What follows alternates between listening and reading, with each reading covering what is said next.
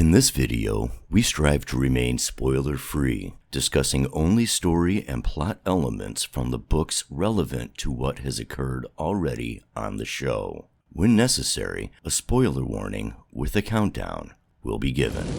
Hi, my name is Bill, also known as Matt Stagger. And I'm Glenn the Geeky Hippie. Welcome back to What the Adaptation, the YouTube channel that reviews adaptations from one format to another.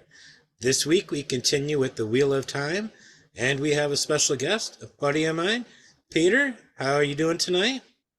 Good evening. This is Pieter from the Netherlands, and I hope you're doing all right, and I'm doing great. Thanks for the invitation. Thanks for being coming here. on, man. Yeah. I always enjoy talking with Pieter on another live stream that I do, and I figured he's a Wheel of Time fan too, so I'm going to invite him on, have him on talk. So this week we are discussing episode 207, Des Daymar. It was written by Justine Jewel Gilmer and directed by Sanaa Hamri, and it aired for the first time on September 29th, 2023. I'm sure we all watched it that night, most of us at least, or at least tried to. What did you gentlemen think of this episode? I enjoyed it. I knew coming after episode 6 was going to be hard, because I just episode 6 was so good, and I'm like, even something that comes off as great, it's just going to feel good after episode 6. So I enjoyed the episode, but yeah, I kind of was still on that high from 6, but I definitely enjoyed the episode. Pieter? Yeah, I agree with you. We all had to recover from 6. That was man, that was something. But overall, the episode 7 was good. I think, like all the other episodes, the series 2 is actually pretty solid. So no, I was very delighted with it. I liked it. Like I tell Bill, I agree. Every episode's been getting better this season. I'm rather fond of episode 5 from last season with Steppen. I enjoyed his television more than the painfulness that last week was. It was brilliant television, but it was just hard to watch, and I had to watch it 2 or 3 times before being ready to talk about it, because that's just how I do my reviews. But yeah, I enjoyed episode 7. I have some complaints, but we will get to that. So, of all the changes in the source material, what are some that you enjoyed or disliked? Or both? Let's start with you, Bill. One I didn't like was Swan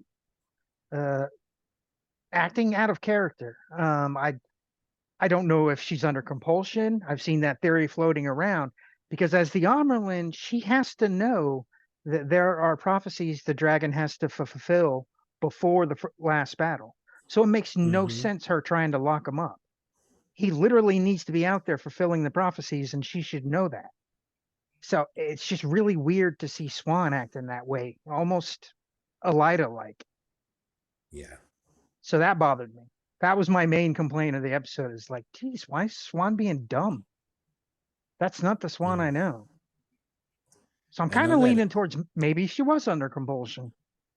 Like I said, I'm not bagging the episode. It's just that one aspect I didn't make sense to me. So that was my complaint. On the other hand, the Matt stuff, which, a lot of people did not like, I love that, because he doesn't lose his memory from the dagger like he does in the book, right? So when he goes through the door frame, he can't ask for those holes to be filled. He can ask for those horrible memories to be replaced. So I kind of see where they're going with that, and I'm hoping that's where they're going, because that makes sense. So I like that sort of skew to the side to get to the same place. I really enjoyed that change. How about you, Pieter? Yeah, Matt is absolutely right. One thing I might like to add to that is the combination of the relationship with Moraine, both for Swan and Lan, because in previous episodes the combination of our behavior towards Lan was, well, as a book reader, I cannot speak for everybody here, of course, online, but I assume everybody read it here. Yeah. That that's weird, and yeah, the change with Matt was actually very entertaining, and but in all fairness, yes, there is change, and also my comments are genuinely nitpicking. The episode is very good, I would say. So not very, not big dislike, but I do realize like I said, the relationship is, if Moraine is involved, is a bit weird, and I'm not sure why. Yeah. I don't know. All I know is this episode, I like the Matt stuff, even though they're big changes from the books. But with everything Matt for a while, it's all going to be different from the books. So, I accept that, and I don't have an issue with it. I did like the Matt stuff. I really loved the scenes with Elaine and Nynaeve. They're not quite like the books, especially the whole scene where they meet up with Loyal. They track down Loyal. I really liked It was that funny scene. though. That was fun.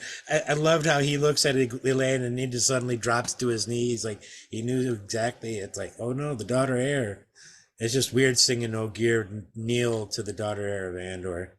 I just love Nynaeve going, yeah, your name sings in his ears. Get up. That was great. that cracked me up. There was quite a few moments that I thought, hey, this is very humorously written. And what I did wonder there is, well, how did Loyal recognize Elaine? Had he seen her before or so? I'm guessing that she must be a known figure, but I was not aware they had a connection already. I'm assuming he's been to Andor before. Yeah. And maybe that's where he recognized her. Maybe he went with some of the stonemasons. Maybe that's possible. There's a whole bunch of little things that I question, like, what happened to Ivan for the rest of the episode? Speaking of that, I love the fact that Alana allows herself to be outvoted by her warders. That it's not a dictatorship of Alana being a dictatorship in that relationship on what they do. That they're a team, which is kind of like what Lan and Moiraine are in the books. Lan and Moiraine are a partnership in that. It always seemed like, maybe not as equal as this relationship is with Alana and her two warders, but I really dug that moment. But yeah, you're right. What happened to Ivan? Where'd he go? I mean, yeah, after he followed Tomas, we don't see him for the rest of the episode. Yeah. Yeah, in that sense, what I noticed over the different episodes, not only that, there seemed to be a bit of, well, shall we call it timeline hopping? Yeah. I noticed that, I think for the first time also previous episode, that suddenly people are very rapidly on some places. The sense for time and distance is occasionally off. At least that's how I feel about it. I hope they don't go as bad as Game of Thrones at the end, because there it went very, very out of this world, shall we say.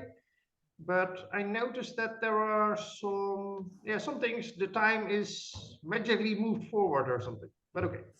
Yeah, it did seem like it got dark really fast after Lanfear started attacking the foregate. That it was like boom, boom, boom. Oh, suddenly it's late at night.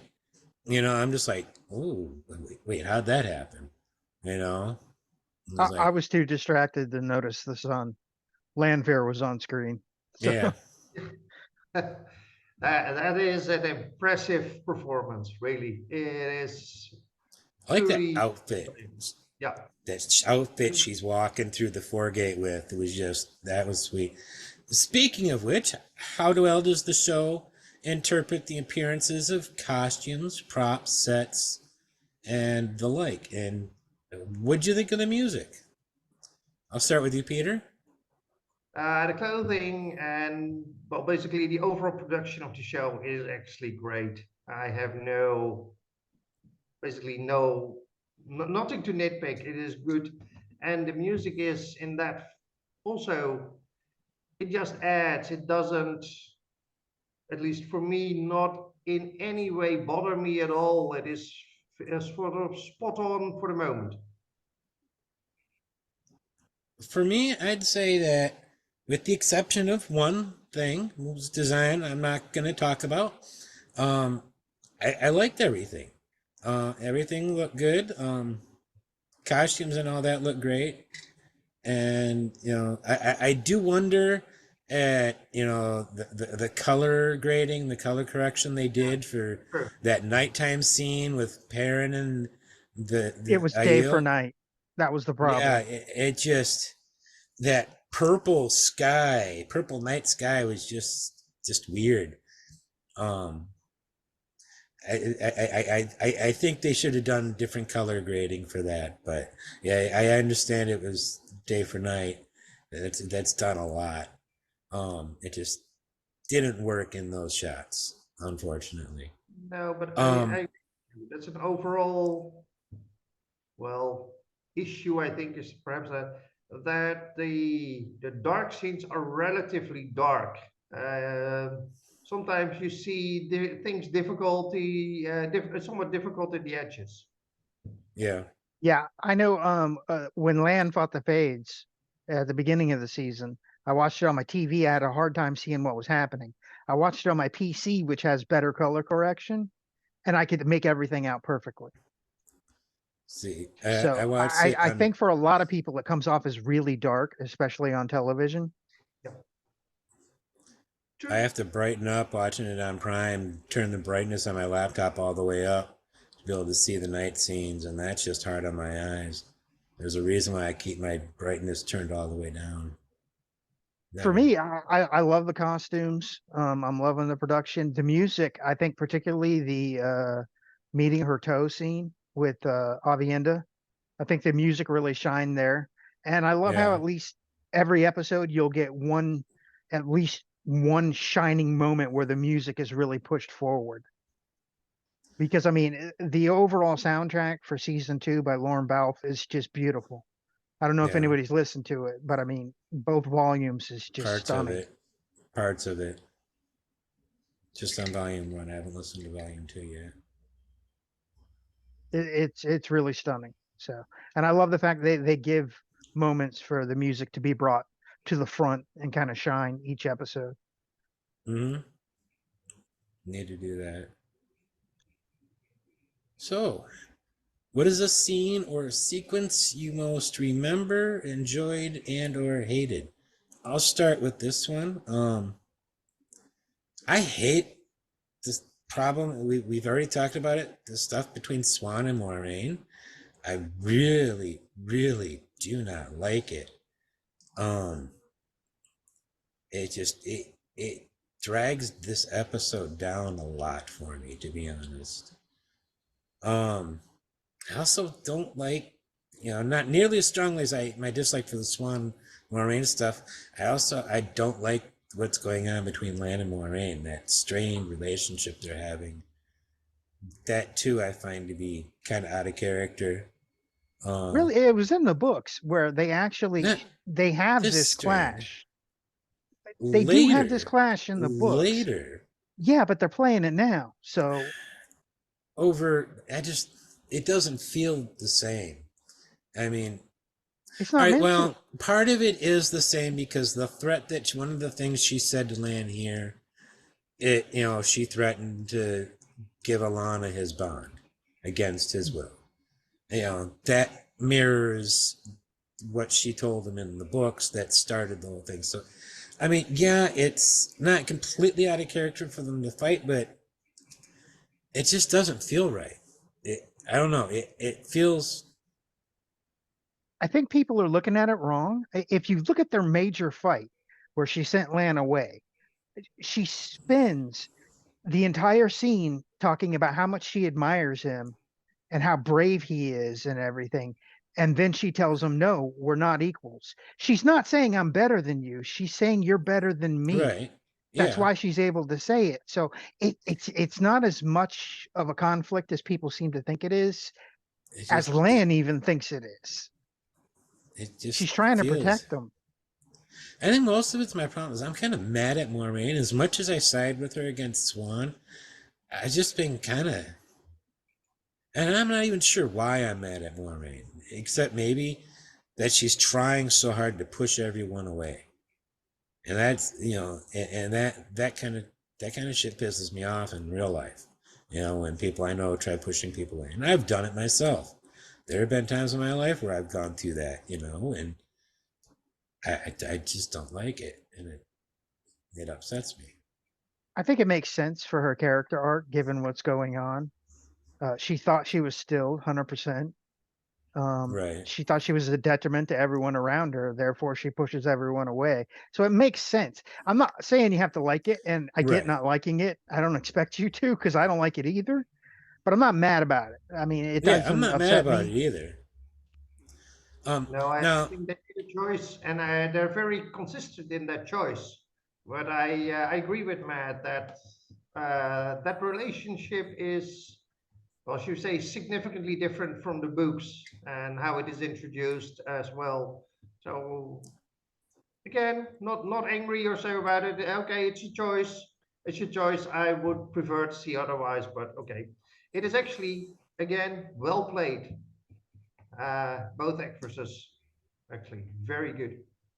yeah, it was really well performed. I think that's one of the reasons we get more and more Rain story, and we're getting it earlier, is because you have Rosamund Pike. You can't have her do what she does in the books, because Moraine's in the book like what, 2 chapters? It Yeah, That's seems like about it, it. yeah. yeah. And the Great Hunt, that's it. Okay, yeah. So I mean, you got to use Well, Moraine, see, and that may mean and advancing certain storylines. unfortunately, that's a problem inherent in picking Moiraine as the character that you're centering the story around to start. I understand why they did it. They needed to get a big name performer, a recognizable name performer, and that's easier to do when you give a role like that the lead. But at the same time, we all know that something happens eventually in Cayenne, and that's going to be a problem for the show if they go through with that, because they're not going to have their name actor.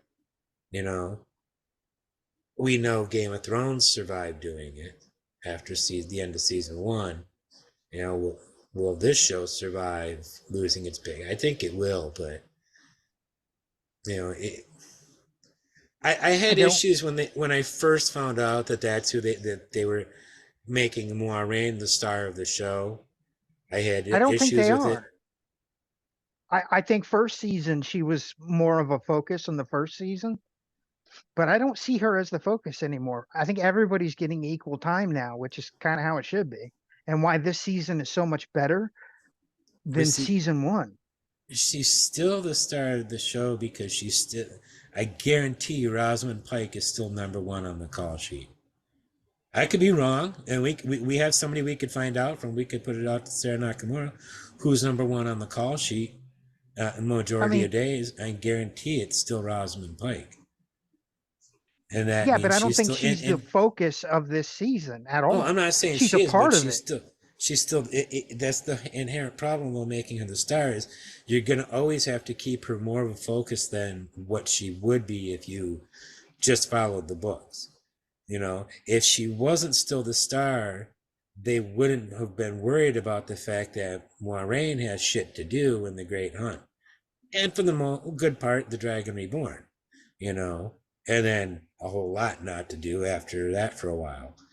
That wouldn't be an issue, and we wouldn't have gotten all these extra storylines with Moiraine because they wouldn't have needed them if the 5 Emmons or the 4 Emmons Fielders or the 5 Emmons Fielders were cast as the leads, as maybe one or two of them somewhat well-known performer of that age range, not complete unknowns. I don't know. I just they changed a lot about the nature of the story by that shift to focusing on Moiraine season 1, and I think that's going to continue on for a while, and it's going to be hard to get away from. I think they've gotten away from it pretty effectively this season. I mean, honestly, screen time wise, I think we've gotten more with the Emmons Fielders than we have with Moraine. If we add up their If we individual screen all of times, them, it'll be yeah. more than Moraine's. Yeah, Yeah. but I So think she's still getting not more the than any focus. given one. She's getting more than any given one character. Even if you count the Nynaeve and Elaine's minutes twice, you're still going to get more screen time from Moiraine than any other given character, except maybe Swan this episode. Mhm. Yeah, I don't know. Unavoidable that you use Moiraine in the series, because she was the main character last season, and that will continue. And yeah, no book spoilers, but there will something happening in the future, and I'm curious how they will solve that, because my expectation is that that will be or relatively short, or we can see what she does during that period. Right. They always have the That would option be of showing the things we don't see in the book. Exactly. You know, that would what be happens. interesting. Yeah. And I'd love to see that. That would be really interesting, but that That would be would, expensive too on CG or prosthetics or both. yeah. I mean, But it would be hopefully. great to see. I'm looking forward to seeing that. No, I don't want you guys to think that there was nothing in this episode I loved. As a matter of fact, I did mention it earlier. I really enjoyed the Nynaeve Elaine stuff, and I just Kira Coveney is really really coming in, starting to shine in my opinion as Elaine, and I'm really enjoying it. I was like, she looked the part and she's playing the part perfectly. So I can't wait for her to start cussing. That's Yeah. going to be awesome. Yeah, that's a regret that Uno is not there to teach her, and Nynaeve for that matter, and what happened there in the book. But overall, the casting, I cannot speak, of course, for anybody else, but in my book, I'm now sort of rereading parts of the book. But in my mind, I never had a sort of specific focus on this is how somebody looked. But now you've done the series and you've seen what I do. Yeah, that's how they look, period. At least in my mind. So the casting is, I would say, overall very good. Not only for Eileen, but also for the others. yeah, I'm Yeah, pretty I'd say happy spot with. on. If we stick, Pretty much the audiobooks, I picture the cast now. So yeah, I'm with you on that one.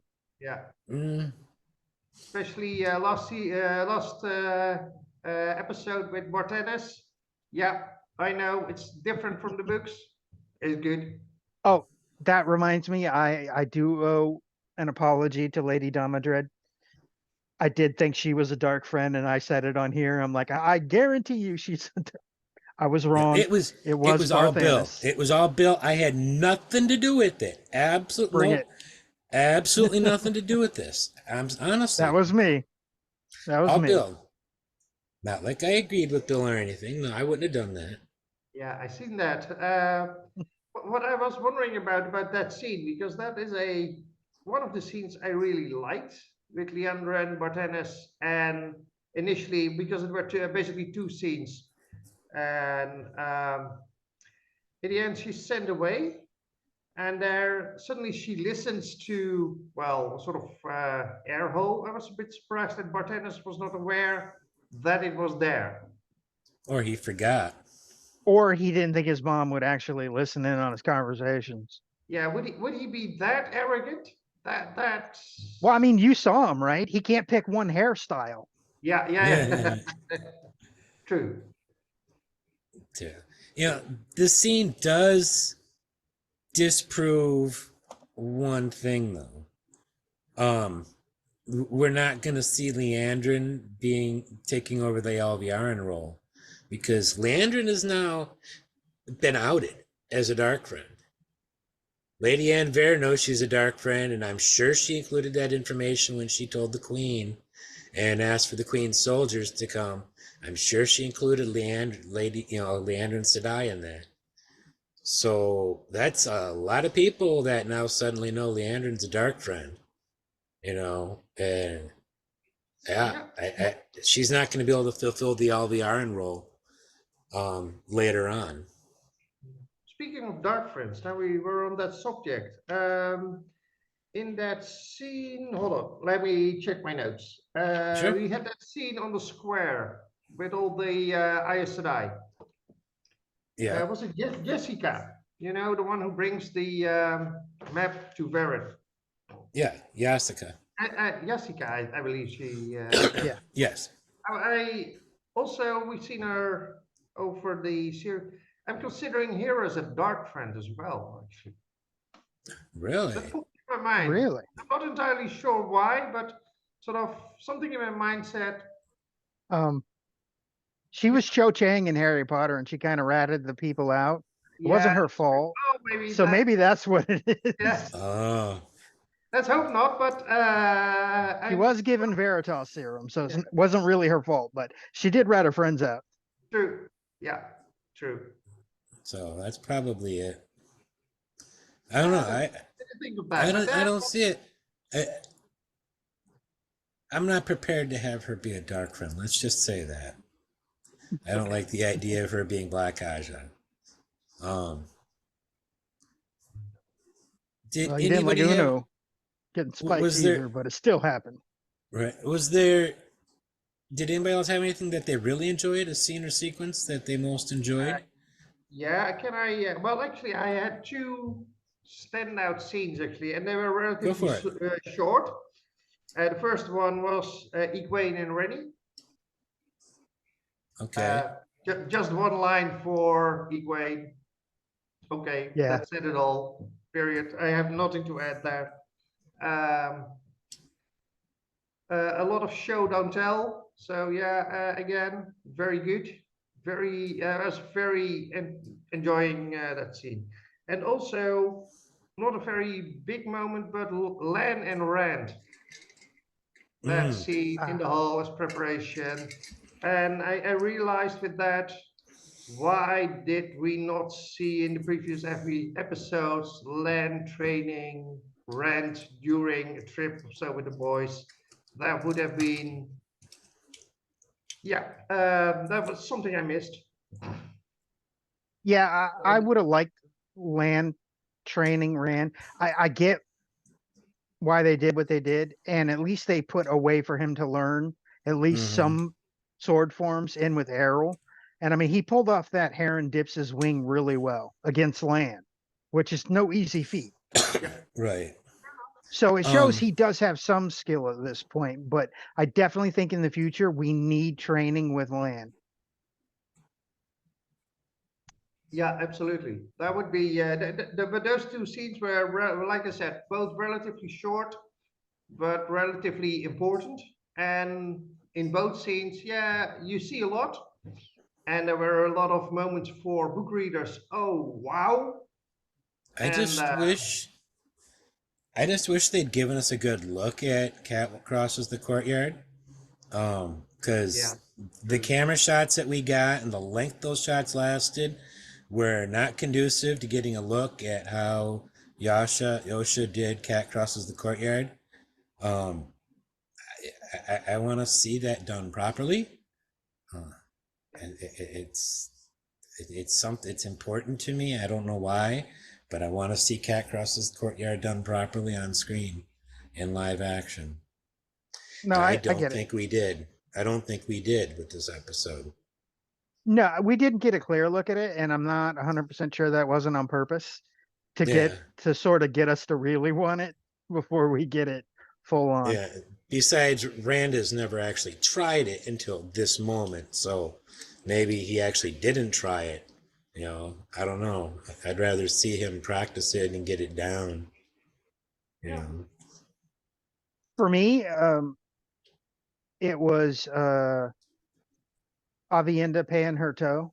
The hand talk between the maidens was awesome. I love that. They can have entire conversations. So it was a cool little bit there. Some they had subtitles for later when they see the ocean, but they didn't give us any, but we could all make out what they're saying anyway. And I'm like, okay. Kinda. Well, yeah, it's basically Avienda saying, she died because of me. I have toe. Will you help me meet my toe? Yeah. Because they don't say anything until they get to the, hey in your toe part. My other one was actually the same as Peter's. It was Egwene and Rena.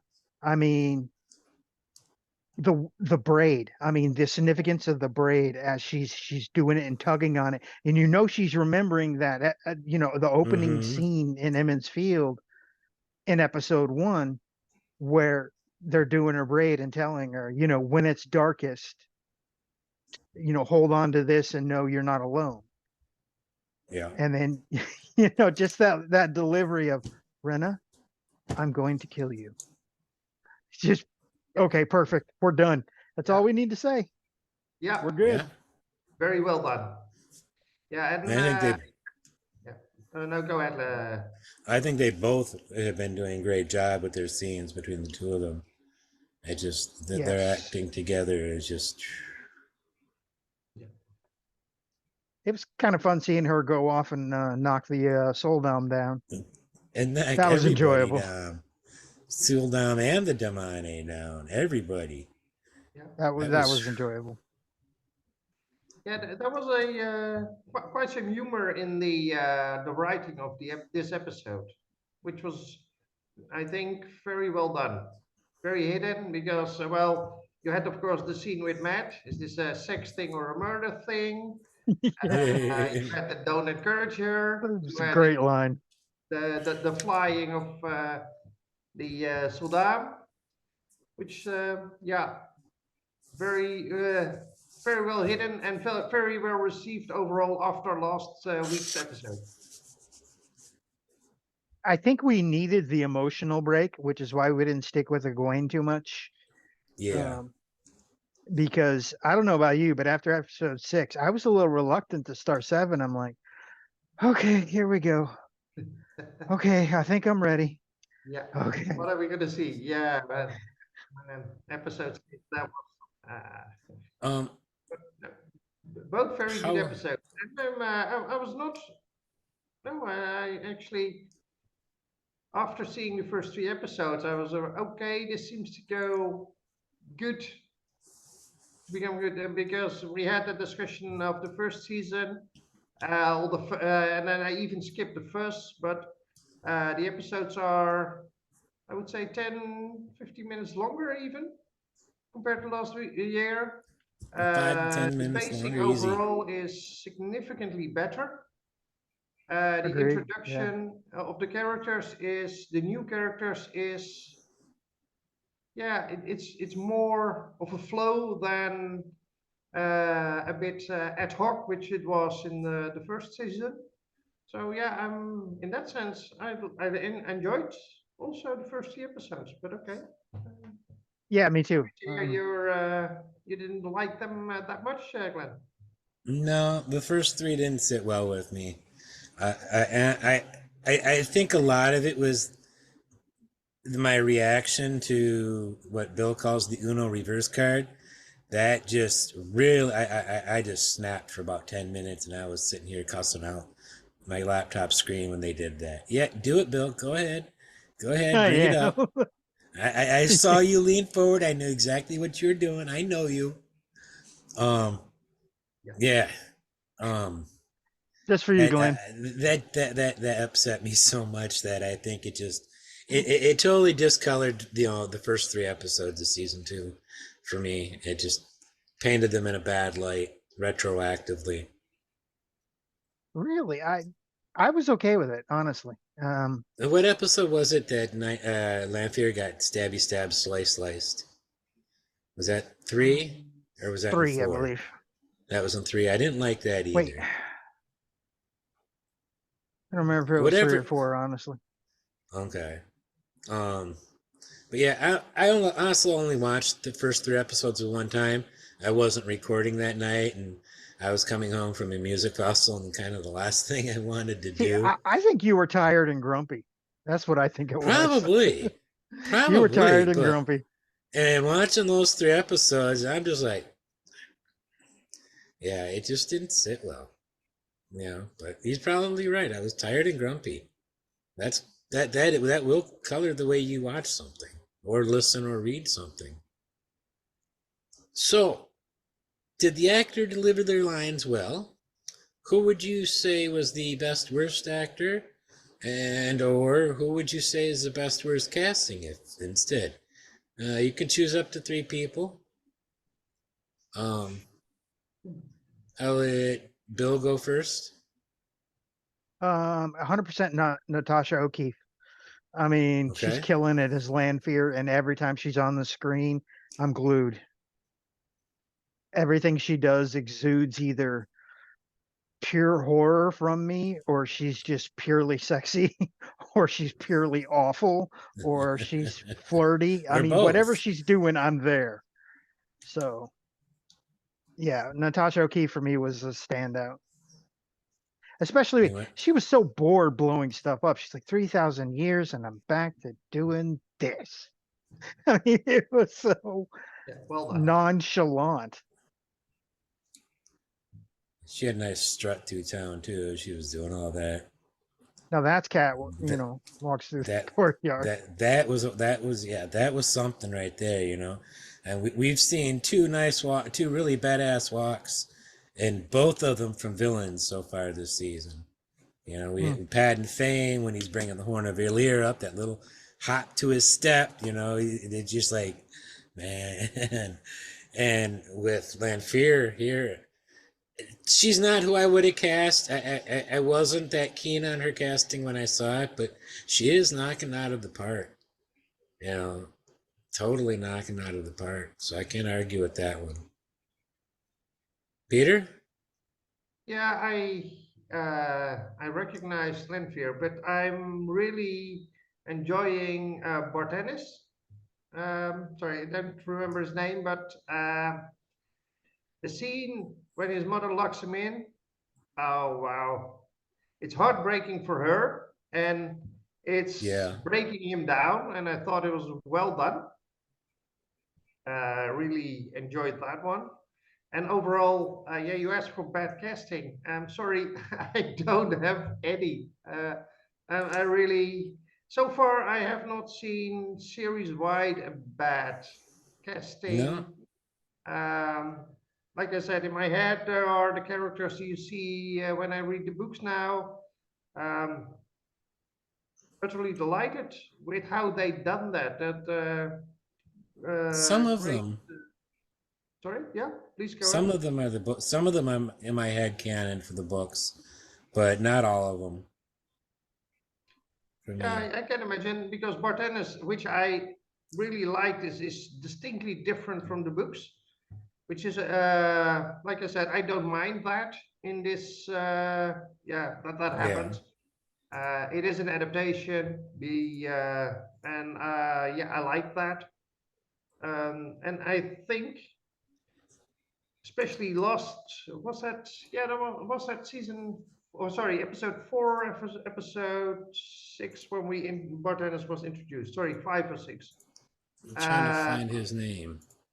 5, I believe. It is Will Tudor, I believe. Will Tudor as Barthanius. Thank you. Yeah. I knew it was a short name. Yeah. No, but he, yeah, the sudden change from, well, basically the friendly kind nephew to the man to business to Leandrin, and then suddenly, well, the breakdown in the end. Yeah, Yeah. well done. Yeah. Yeah, that was masterfully done, and I love his little whine at the end there. Yeah, exactly. Also, Small but not insignificant is of course Ishi this episode. Faraz, Mm. yes. Is uh, well, I'm wondering. Sorry, wondering who will be the next Forsaken, because whoever that's gonna be, he or she has to bring something to the table to compare to the other two. Yeah, Yeah. yeah. Hopefully he won't be such a face stroker, because then she has to think about stroking people's faces. It's so off-putting, but it's supposed to be. So I get Yeah. it, but it's so off-putting. Yeah. This isn't the issue from the books, but I really do like the issue that we're getting on the show. Um, He's calm actually, and collected. That issue was. Rafe sort of addressed this in his Q&A on Twitter. Somebody asked him, and he said, "Well, we're kind of getting more of Moradin mixed in. Yeah, very much so. You know, we're going to start him off that way, as opposed to just because at first he's sort of insane, just insane. And batshit crazy. I mean, not even in a constructive way that helps the No. dark. He's just gone." Did you know that we've seen Ishii in a huge franchise before this? Yeah, you told me He previously. played Senator Vaspar, a rebel senator in Star Wars, or a Rogue One, a Star Wars story. He's a rebel, one of the rebels senators when they're all meeting, all the senators and Mon Mothma, everybody's meeting with Bail Organa and everybody. He's standing there on the side, and you can, it's like very, very recognizable profile when you see him too, and it's just like, that's Faraz. Who I don't know. He's killing it as issue though. That's all I know. Yeah. I mean, he almost makes me want to break the wheel. I mean, like, come on. He's just good at this performance. Anybody else have, either you guys have anybody else? Natasha O'Keefe? I don't think anybody did like a bad job. I didn't feel, that anybody didn't deliver this week. I think everybody did who was on screen.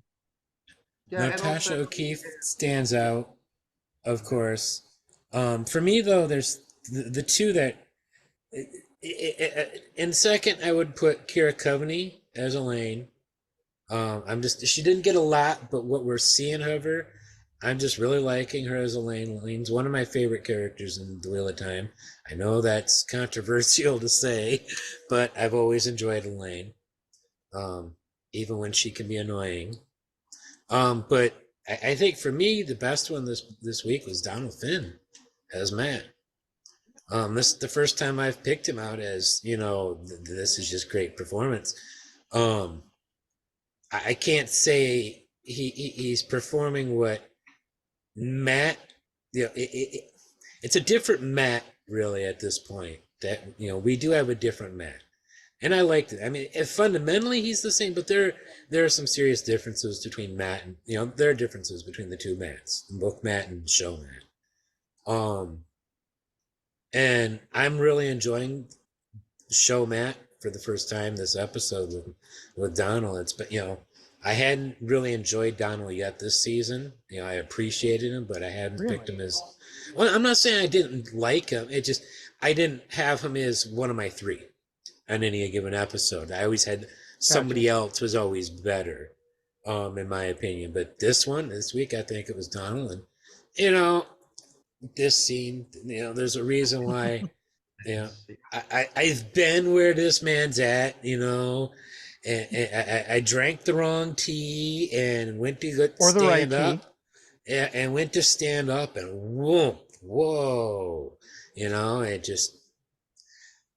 I think I probably would have been sitting there waiting for that the hourglass to run out, that 15-minute hourglass to run out, just like he was ready to down that.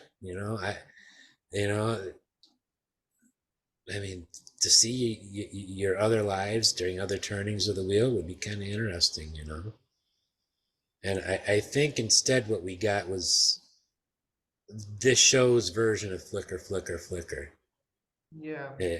Is what I think we got. I think that's as close as we're going to get to Flicker. And In that scene, what I think was a bit unfortunate is that, well, his storyline in general is a bit negative, which is, um, I still hope there will be a big gamble and he brings it right, and we're heading a bit more like the Met we're used to from the books.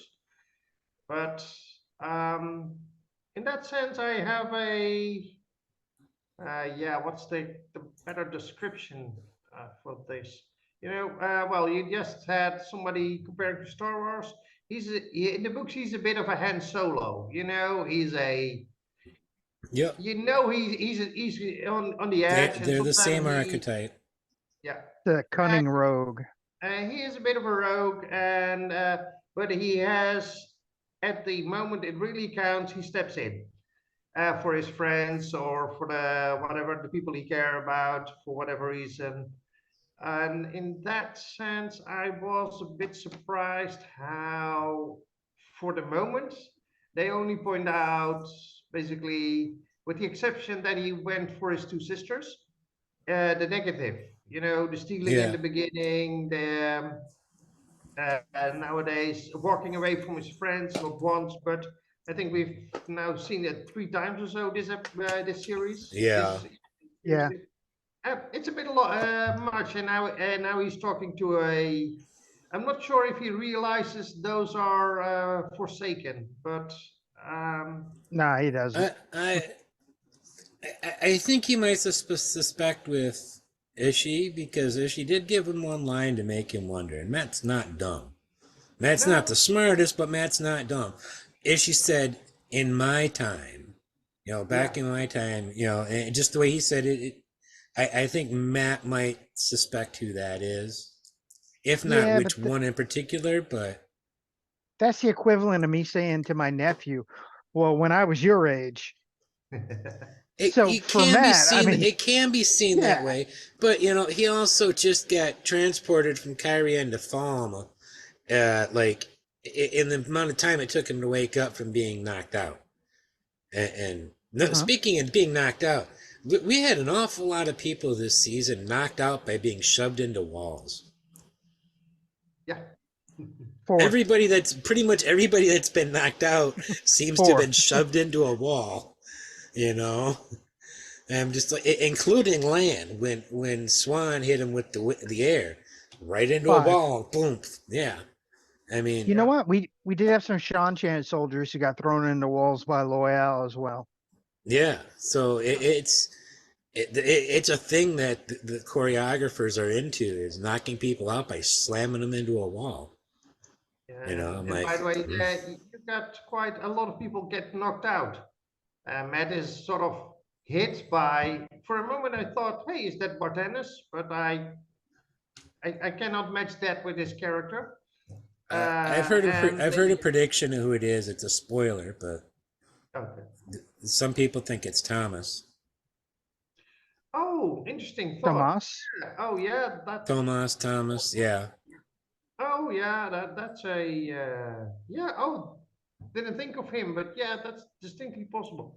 But Elaine hitting the Suldam, Yeah, she knocked her again, out. instantly knocked out. And now, Yeah. yeah, everybody's knocked around sometime in his life, I'm sure of it. But you don't go instantly down, at least. They're Uh, acting like a traumatic brain injury isn't a thing. no, exactly, not instantly. And we're not receiving a daily correction for our toe like with the with Avienda, which Right. actually I think was pretty book accurate. Because significant amount of people get knocked around and beaten up by in the book, because they seem to have toe. Ren gets beat up by Yeah. The his maidens, yeah. what was the group? The farther I Farther smile. as my Yeah, exactly.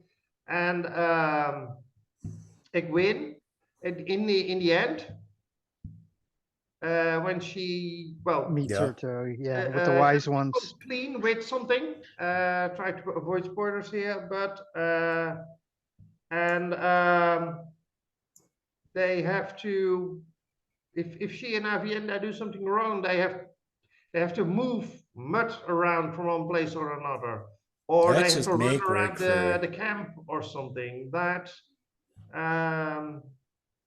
that is That's for all that the wise one apprentices seem to do is make work and run.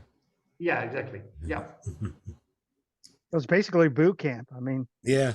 they're breaking them down before they build them back up into a wise one. So Yeah. Um. Exactly. Let's see. Where are we at? I have a whole bunch of notes after we get through this other stuff. All right. So now let's move on to themes. Of the themes present in this episode, which ones caught your attention? What did you think about those themes, and are they relevant to the books or to events happening in real life? I always go last when we talk themes just because I don't want to steal people's, because I sometimes have quite a few. So I'll let you go first, Peter, if you want, with any themes. Did you pick up any? I would say relationships, which are sort of shifting in that Yeah. sense. The shifting between, of course, Moraine and Swan. One I also was a bit bemused, is perhaps the word I'm looking for, is well, at the end of the episode, Moiraine is walking into the gate which Lanfear opened. The connection Moiraine, Lanfear, while her sister said halfway the episode, Moiraine knows the difference between right and wrong. What's happening here? So, and of course, the break between Martinez and his mother. Um, there is something building up between Ishi and Matt, which we don't know yet. And I like the growing, is it respect between Elaine and Nynaeve? There is something there. Yeah. Like I said, is it respect or is it, but they will be, well, they never will be pillow friends together, but there will be, they Good friends, know they're eventually, I think. relying on each other. But so, like I said, it's shifting from, oh, Nynaeve thought she was a brat, just a bit, okay, that's a bit short-sighted for me, but you know what I mean? Oh yeah. That is shifting. The change between Land and Rand. Land suddenly realized, oh, he learned something at least. And if you compare that to especially season 1, where he thinks, what are we doing with these 5 Tavern? I cannot do anything with those. So again, a shift. So I think this was, and in that yeah, the whole episode was, or could feel a bit like filler after last episode. That doesn't matter what you do.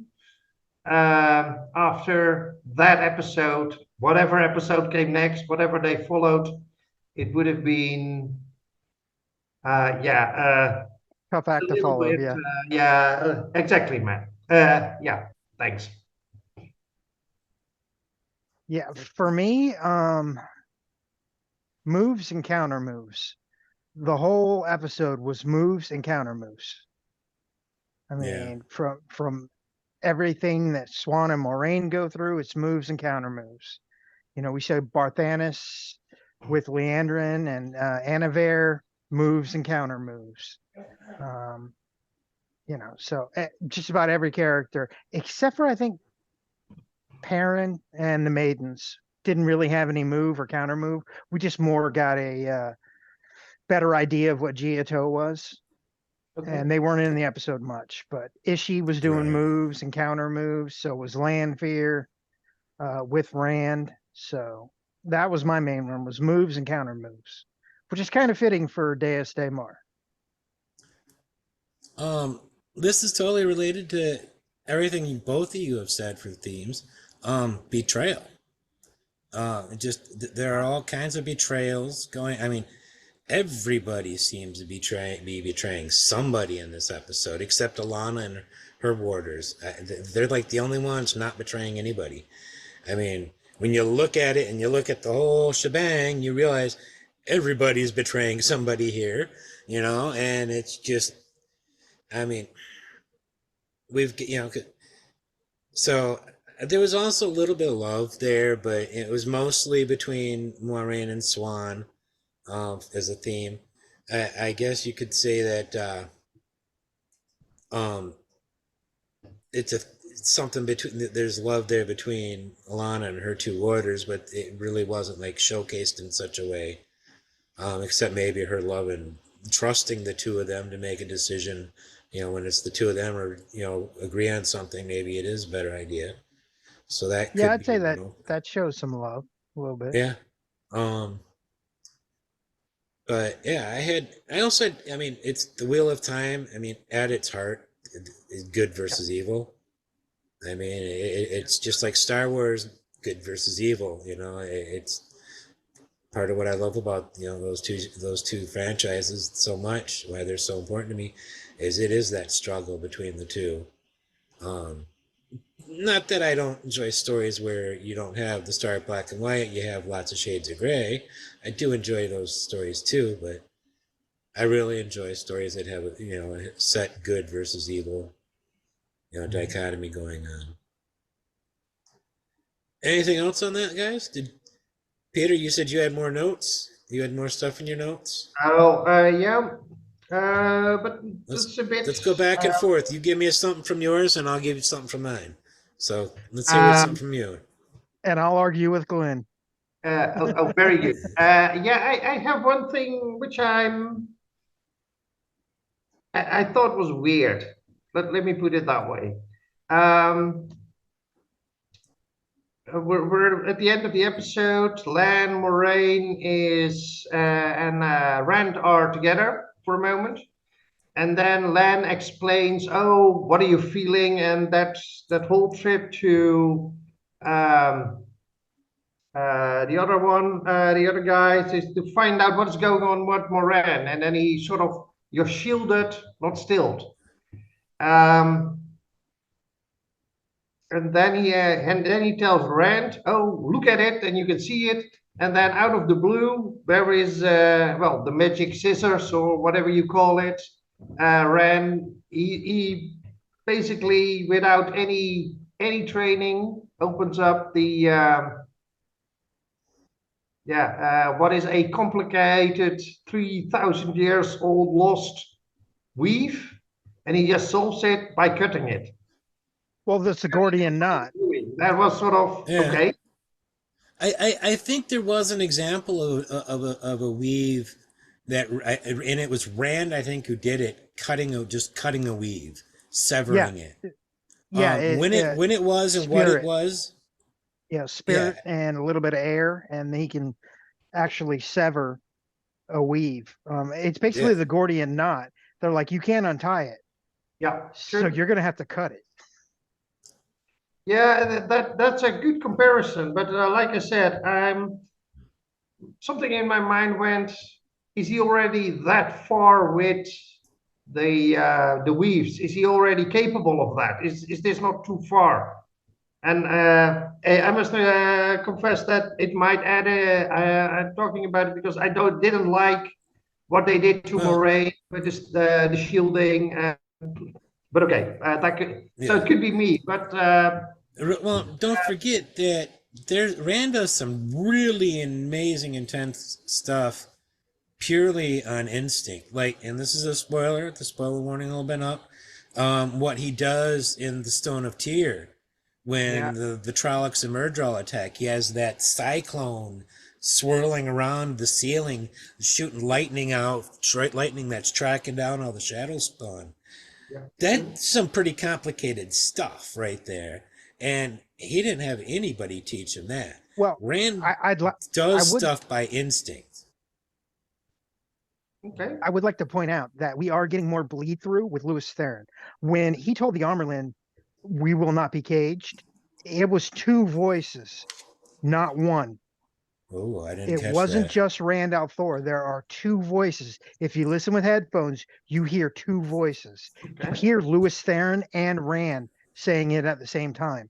I'll have to listen to So that in again. my head, I'm like, okay, so Louis Theron is starting to leak through. Oh, okay. That may be why he's getting a little more advanced with Yeah. his weaves now without even knowing it. So in my head, that's what was going on.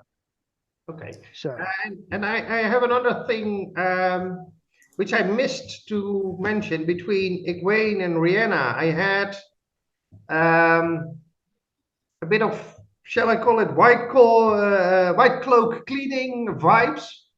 What yeah, Rena did, and it was so different than what the White Cloaks did to Egwene in somewhere in Series One, sorry, and Yeah.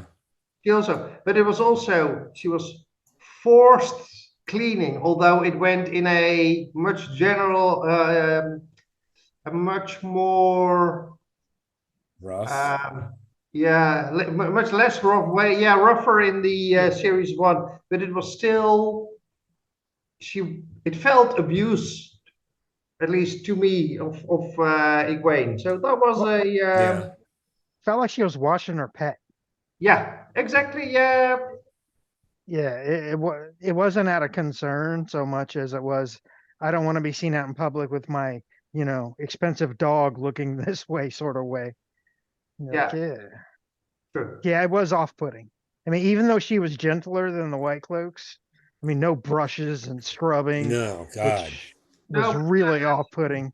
it That felt was so off-putting. too I would have much. felt dirty being an actor in that scene. Yeah, I couldn't have been one of those white cloak extras washing her like that. I just wouldn't have felt comfortable.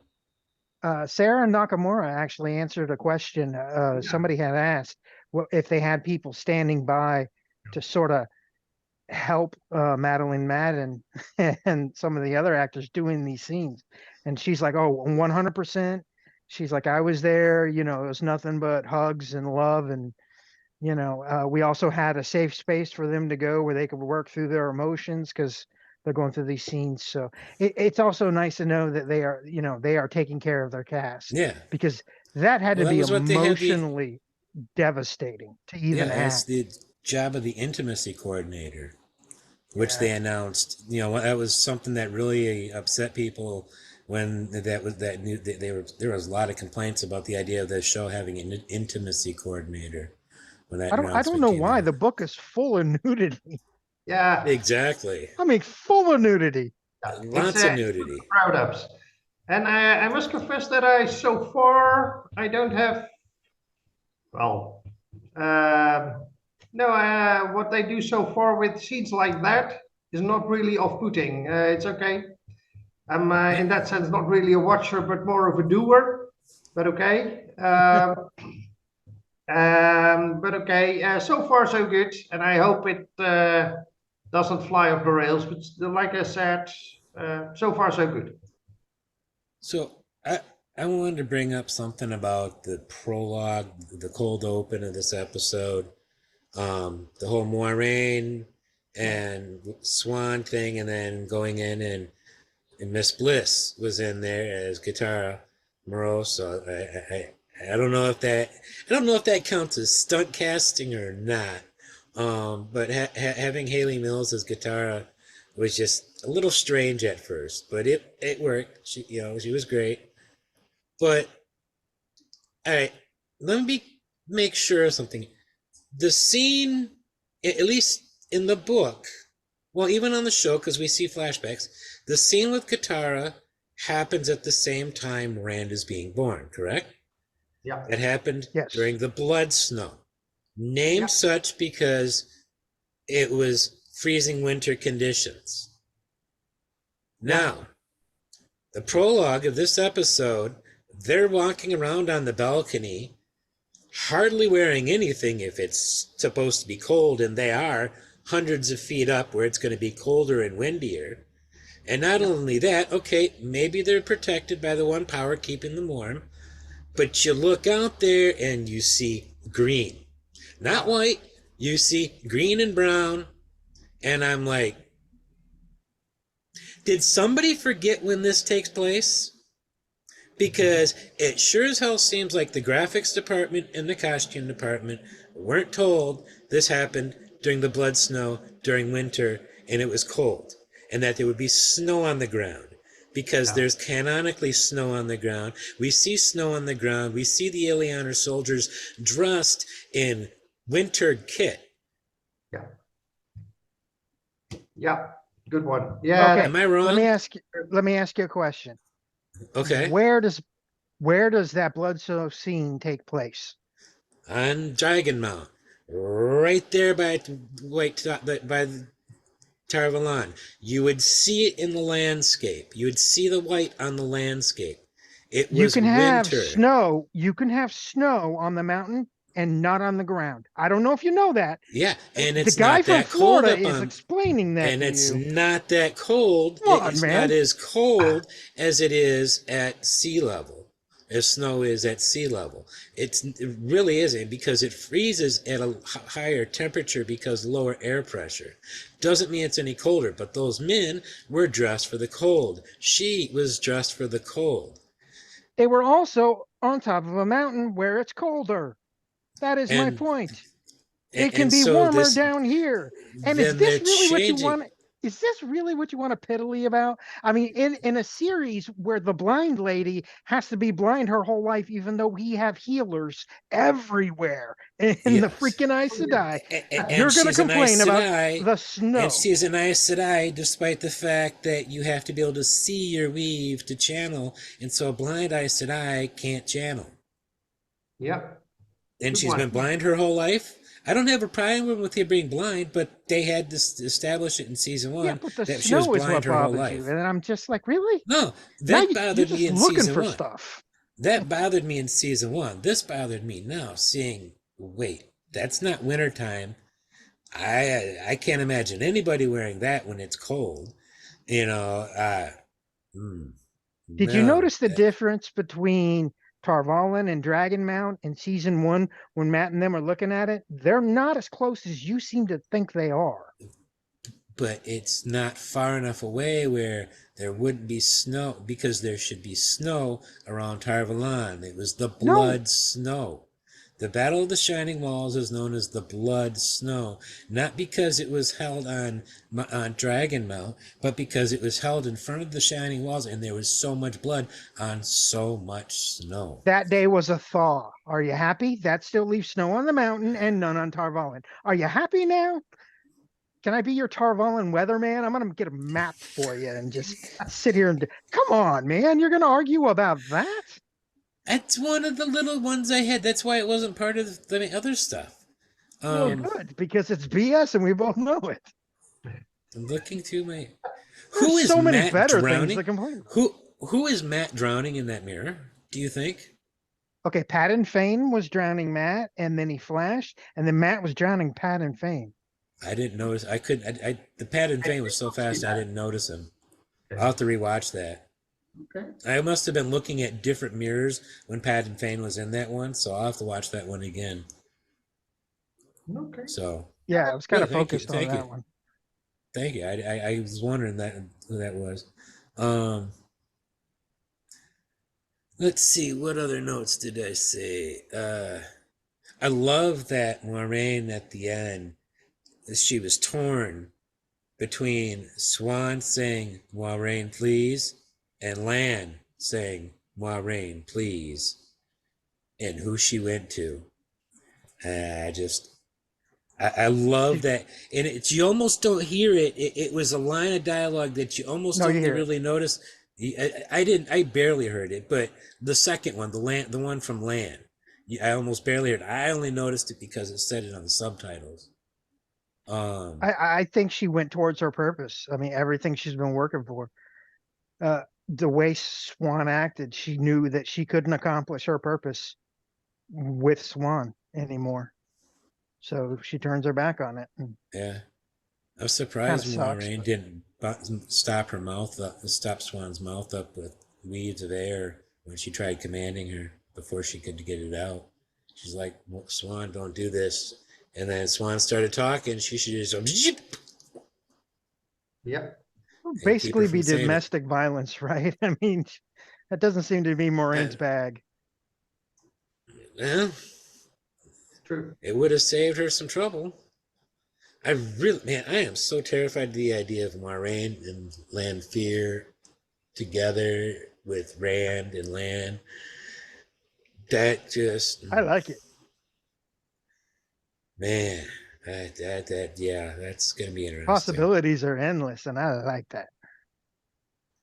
Um, But the question is, does Lanfear know that Moraine can channel again? I'm sure. I think so. I'm not I sure. think she's. I'm sure she could tell that was a woman's weaves that opened the gate, way gate. I'm sure she was watching the whole thing, even Well, if not that. remember, that's something that people have to learn. So we don't know if the Forsaken have learned that. She Okay. did it. It's Interesting. not that way in the books. So, No. you know, but they've made it clear that you have to learn before you can sense another person's channel. Yeah, Yeah.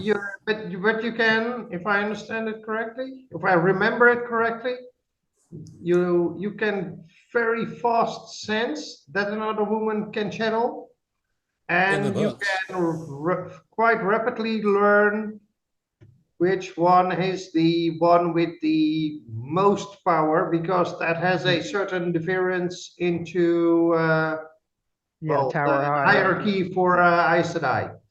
At least that's the way it is in the books. I have Yeah. not seen that in this series so far, although Swan and Moraine were very different to Kitara. They gave her a bow. Yeah. I So think Guitar apparently was supposed to be Keeper, wasn't she? In the book, she was Keeper of the Chronicles, wasn't she? yeah, in the book she was keeper, but that is not explained here at all, because Kitara came Yeah. a bit out of the blue, I think. But yeah, the variance is, at least how I understand it, to the ones with more or more capable in the power is perhaps the better word. Yeah, I know in the show they've sort of done it where some Suldam can sense that a woman can channel. That's why Miri can point them out. Yeah, Yeah. But it's something they either have a talent for or they have to be taught how to do it. Because Moraine didn't know that Nynaeve could channel. If they were following the book, she would have known right away Nynaeve could Yeah. channel like she did in the book. yeah, true. So, yeah. This is not a complaint, but I am puzzled. Go back and watch the sequence where Lanfear opens the waygate and then walks through, and watch her grab a torch that was laying on a ledge on the side of the building next to this weird sculpted wall. For some reason, there was a torch there that she picks up and takes in. It was hanging on the wall. She lit it, reached up and grabbed it. No, this was from outside. This was from outside the waygate. Okay, You there's can a see GIF. it. There's a GIF on freaking Twitter because somebody specifically asked for that scene. You Yeah. literally see her go like this, and the torch that is hanging on a sconce on the wall lights, and she grabs it. I will watch that again. I Yeah, watched I mean, several times to try to figure out why or where this torch came from. I'm just like, yeah, somebody it's one of specifically those things. asked for it. It's one of those things every television show does. You know, something Mm-hmm. will conveniently be like, why would that be sitting there? That there's no reason that would be there. But it's just TV, so I mean, it's not a complaint. It's just was puzzled. Yeah. No, I So, get what you're saying.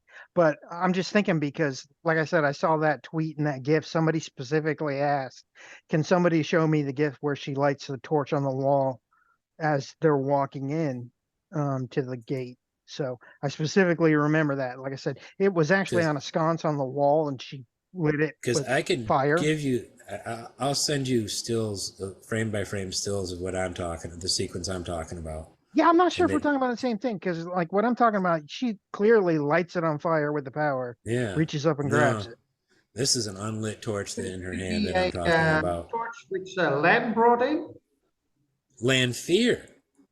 No, Len. Lanfear, as she's in the background, you can see her grabbing a torch horizontally with her right hand from outside the way gate, as everybody else in the foreground is doing their thing. Okay. In the background, you see her do that. And I'm like, where did that torch come from? I mean, it's a weird place for a torch just to be sitting on a ledge on the side of a building. You know, even if that ledge is part of the waygate structure that is built into the wall, or it's had a wall built into it. Okay. So. Yeah, I'll see if I can find what I'm talking about, and you can All right, yeah, that'd be cool to see. take a look at it. That might clear it up. And I gotta say, I like the fact that Alana and her warders know about Rand. That kind of actually makes things easier at this point in time. I think to have, you know, they're my favorite group right now on the show. Alana and her two warders are my favorite group of characters, and I don't know. So I'm just happy about that. Anybody else have any? Yeah. Anybody else have any? Worried? Oh, sorry. Go ahead, Glenn. Go ahead, Bill or Peter. Yeah. You might be worried that Helena is becoming a dark friend or so. That would be a shocker. That would be. That would be. That would mean Ivan and Maximar as well. Exactly. There was no way she could be one without them being one. True. I can't see it. Not with their behavior when it's just the three of them and the stuff they've talked about. It sure doesn't. Their reaction to the Lanfear poem makes me think no. Yeah. Their concerns about Lan. Who was it? Ivan said he didn't trust Varen no matter what Lan says. Yeah. I think that they're all good. I think they're on the side of the light. Yeah. Not that Alana is a saint by any means or will be a saint by any means for the rest of the show. No. We all know what's coming. I know that's not going to be the case. But I really do like that throuple, as you put it. They're currently probably my favorite characters on the show to watch. So fair enough. I mean, they're doing an excellent job. So, and as cute as Kara Coveney is, what's his name? Taylor Napier probably is the best looking person on this show. It's just not fair that anybody can look like that. It's just scene of him looking at his own reflection in his dagger. Yeah, trying to fix his hairline. He's like, that's exactly what I was thinking about. That's exactly what I thought when I thought that I wrote that note down. You know, was when he was doing that with the dagger. I'm like, yeah, he probably is the best looking person on the show, even with Kara Coveney. So. And this show is a really good looking cast, so that's saying something. All right. Anybody else have anything else tonight? Looking forward to the finale. Yeah. Do you realize we have only one episode to go and then we have to wait for another bloody 2 years or something like that? Yeah, but we've got a lot of other good TV between now and then. Let's hope so. That's how I see it. True. A lot of other good TV between now and then. Yeah, I can actually start Ahsoka. You haven't watched it yet? Yep. No, I told you I'm waiting. Yeah, that's right. And I'm going to be watching Tuesday night. And I got to get caught up on Expanse, reading and show. Yeah. Oh, yeah. Expanse is good. It's really good. I recommend it. Great. Yeah, today, actually. Have you read the entire series? No, I didn't read. I just saw the show. I recommended the show. Okay. But, I'm gonna watch Foundation series 2. That's a good one. I enjoyed it. Okay. It's not accurate adaptation by any means. It's less accurate than this show.